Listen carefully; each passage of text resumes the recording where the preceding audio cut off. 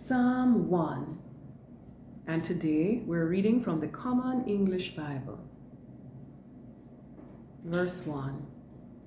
The truly happy person doesn't follow wicked advice, doesn't stand on the road of sinners, and doesn't sit with the disrespectful. Verse 2. Instead of doing these things, these persons love the Lord's instruction, and they recite God's instruction day and night. 3. They are like a tree replanted by streams of water, which bears fruit at just the right time, and which leaves don't fade. Whatever they do succeeds. 4. That's not true for the wicked. They are like dust that the wind blows away.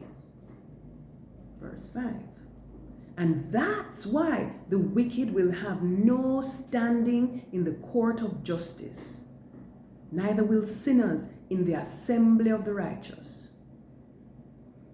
The Lord is intimately acquainted with the way of the righteous, but the way of the wicked is destroyed.